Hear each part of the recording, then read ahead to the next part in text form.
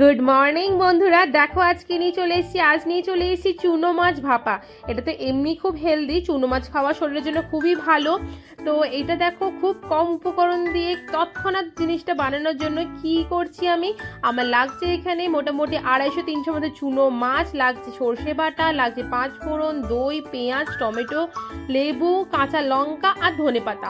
এরপর আমি চুনো মাছটাকে নুন হলুদ ভালো করে মাখিয়ে নেবো। অবশ্যই তেল দেবো, কিন্তু তেল দিলে কি হয়, মাছটা কড়াইয়ের গায়ে বা যেই তুমি জায়গায় রান্না করবে না কেন সেই রান্নার মানে গায়ে আর কি লাগবে না, কড়াই বা যে জায়গায় রান্না করবে। আর আরেকটা জিনিস বেনিফিটটা হয় সেটা হচ্ছে তেলটা কম খরচা হয়। সেজন্য অবশ্যই তোমরা মাছে যখনই যে কোনো মাছ যখন ভাজবে তখনই তেল দিয়ে নেবে। তা তোমাদের সুবিধার্থে জিনিসটা বলছি। এইরকম টিপস অ্যান্ড ট্রিক্স পেতে অবশ্যই আমাকে কমেন্ট করে জানিও, আরও অনেক রকম টিপস দেবো তাহলে আমি তোমাদের। এইবার চুনো মাছটা বেশি তেলে যেহেতু করব না, সামান্য তেলে করব, হেলদি তো বানাতে হবে, সেজন্য খুব বেশি তেল দিলে জিনিসটা রিচ হয়ে যাবে। তার জন্য অল্প অল্প তেলে বারে বারে আমি ভেজে নেবো, 2-3 বারে ভাজতে হবে এটাকে। তো 2-3 বারে ভেজে নেবো আমি। এবার দেখো আমার সেকেন্ড বার में ভাজা হচ্ছে এটা, যেহেতু অল্প তেল দিয়েছি। আর যদি বেশি তেল দাও, তেল তেলে জিনিসটা হয়ে যায়, তবু এই তেলের মধ্যে কত সুন্দর তেলটা ছাড়বে তোমরা দেখবে। মানে ভাপা যখন হয়ে যাবে খুবই মানে টেস্টি হবে। এতটা টেস্টি বলার নয়, তোমরা অবশ্যই বানিয়ে খেয়ে দেখো, তোমাদের আশা করি ভালো লাগবে রেসিপিটা। আর এরকম রেসিপি পেতে অবশ্যই কমেন্ট করে জানিও। আর কার কার চুনো মাছ ভালো লাগে সেটা জানাতে ভুলো না। দেখো সব মাছটা আমার ভাজা হয়ে গেল। এরপর যে মেন কাজটা হচ্ছে, একটা টিফিন বক্স নিলাম। টিফিন বক্সের মধ্যে সেই সর্ষে বাটা, খালি সর্ষে বাটাই আছে, অন্য কিচ্ছু নেই এর মধ্যে। আর দিয়ে দিচ্ছি এখানে 2-3 চামচ মতো টক দই। মানে পুরো বাটিটা শেষ করে নিচ্ছি আমি। এখানে 3 চামচই ছিল, 3 চামচ টক দই দিচ্ছি। সামান্য পরিমাণে পেঁয়াজ, ছোট মিডিয়াম সাইজ একটা, ছোট বা কিংবা মিডিয়াম সাইজ তোমাদের যতটা পছন্দ লাগে পেঁয়াজ খেতে ততটাই তোমরা দিও। আমি এখানে মিডিয়াম সাইজ দিয়েছি, ছোট সাইজ দিলেও কোনো অসুবিধা নেই, বেশি দিও না, তাহলে গ্যাদ গ্যাদে হয়ে যাবে জিনিসটা, খেতে ভালো লাগবে না।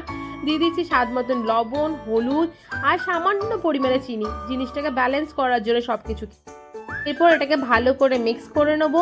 মিক্স করা হয়ে গেলে এর মধ্যে সামান্য পরিমাণে লেবু দিয়ে দেবো। মানে 3 ভাগের 1 ভাগ লেবু তোমরা যদি কেটে থাকো সেইভাবে তোমরা দিও। আর দিয়ে দিচ্ছি কাশ্মীরি রেড মির্চ পাউডার। মানে এটা কোনো ঝাল হবে না, এটা খালি কালার হবে, সেজন্য এটা দিয়ে দিলাম।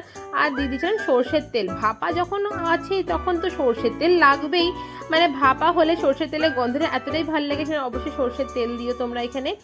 আর দেখো এবার চুনো মাছটাকে ভালো করে মিক্স করে নিচ্ছি, ভালো করে মাখিয়ে নিলাম এর সাথে। এবার মাখিয়ে নেওয়ার পর এর মধ্যে টিফিন বক্সটা এবার বন্ধ করে নেব।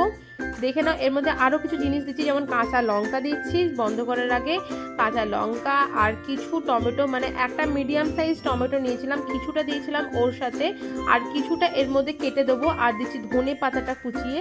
তোমরা যদি একদম কুচি করো মিহি কুচি সেটাও ভালো লাগবে, এর সাথে মিহি কুচি করার চেষ্টা করবে, আমার কাছে টাইম ছিল না তাই এইভাবে করেছি আমি। আর দিচ্ছি টমেটো, যেটা বললাম একটা মিডিয়াম সাইজ টমেটো, কিছুটা দিলাম ওর মধ্যে, কিছুটা দিচ্ছি এর মধ্যে। এরপর টিফিন বক্সটা বন্ধ করে নিলাম, কড়াই চাপালাম গ্যাসের মধ্যে, তার মধ্যে 2 গ্লাস মতন জল দিলাম। আর একটা স্ট্যান্ড দিয়ে নেবো, প্রথমে প্রিহিট একটু করে নেবো যাতে জলটা পুরো একদম ফুটে আসে। এবার স্ট্যান্ডটা দিয়ে ভালো করে এটা বসিয়ে নেবো। ব্যাস 10 মিনিট দাঁড়াবে, ব্যাস এটা রেডি। 10 মিনিট পরে রেডি এটা, দেখো। এবার ঠান্ডা হয়ে যাওয়ার পরই গ্যাস থেকে নামাবে, কেননা গরম থাকলে তোমরা খুলতে পারবে না, হাতে ভাপ লেগে যাবে। এই টেস্টি রেসিপিটা তোমাদের কেমন লাগলো অবশ্যই কমেন্ট করো। এতটাই টেস্টি তোমাদের কি বলবো, দেখো কি লোভনীয় লাগছে না, এটা খুবই লোভনীয় লাগছে। অবশ্যই কমেন্ট করে জানিও কেমন হয়েছিল। আর লাইক তো বানতা হয় একটা।